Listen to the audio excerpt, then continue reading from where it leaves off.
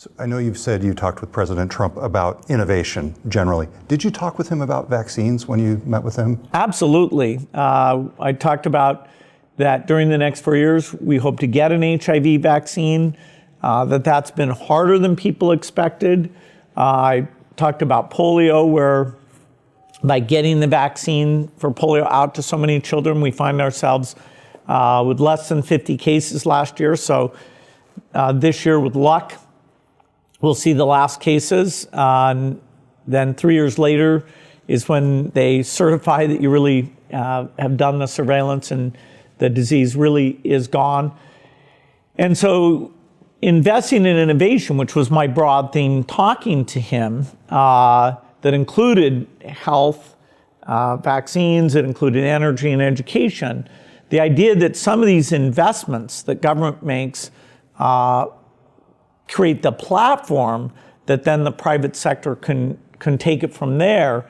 The analogies to things like the moonshot were, what I said, okay, get behind an innovation agenda. I don't know if that will happen, but I wanted to get that in front of him. Did he seem receptive? Well, he's met with all sorts of different groups about a lot of different things. But yes, he took the time, he listened, and he wanted to understand about some of the different diseases and the strength of the American role in doing all these things. I went through the economics of how vaccines, even though the cost of making the first one, the R&D is very high, that the marginal cost of making these things brings them down to under $1 eventually as you get the volume up. Trump himself has been openly skeptical about vaccines and the connection to autism, which I know is something that you've disputed.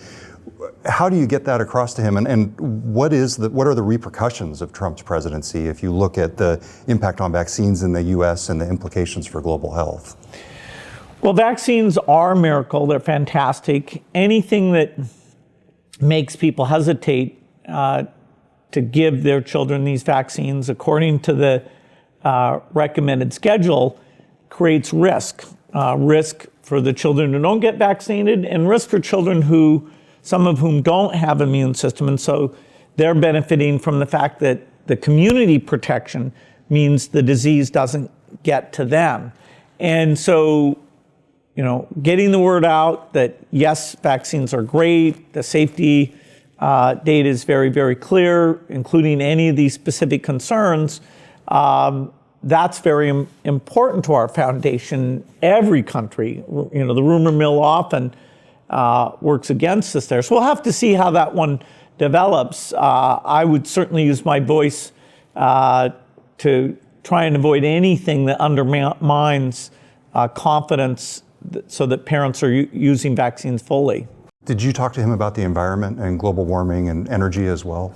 Yes, my innovation message specifically included energy. It happened to be the same week that on Monday and Tuesday, I announced the Breakthrough Energy Venture Group. And then on that Tuesday afternoon in December was when I sat down with him. So I explained, the U.S. has great science here. This is where the market for these things is going to be. It connects to less pollution. It connects to U.S. jobs.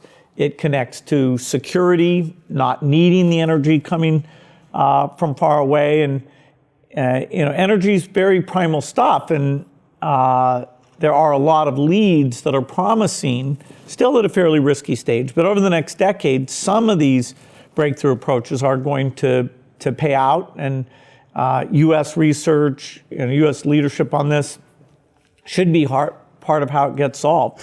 And yet Donald Trump has called global warming a hoax, and his choice to head the EPA, Scott Pruitt, is a climate change skeptic at best.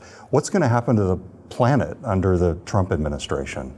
Well, we're in a period of uncertainty about administration policies, and the range of what might happen is particularly high here. I don't think that these R&D and innovation budgets will be substantially reduced. I think there's even a chance that they might be increased. And, we should go and make that case to the executive branch, to the Congress. R&D generally has been a bipartisan thing because in the IT space, in the medical space, the U.S., the benefits to ourselves and the world and our economy have been very, very clear. And, so I'm hopeful we can make a very strong case there. Energy is actually harder. It takes more time to get a product, but if you do, it's a very, very big market.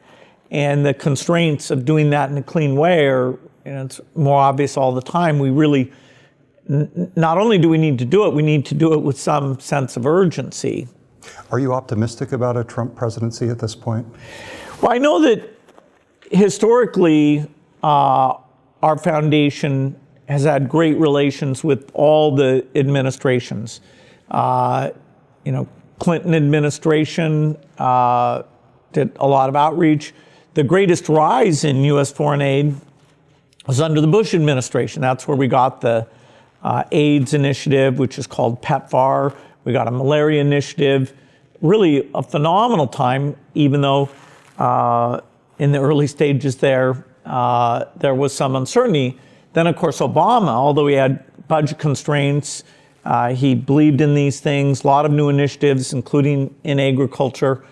And so hopefully the case, whether it's energy or child vaccines, the case of the many benefits helping countries so that they are stable. So these refugee problems that have been troubling for Europe, a little less so for the US, but even so, a lot of controversy there. These things are why the future is going to be better than the past, and people really do look to the United States. So we'll be there, making the case.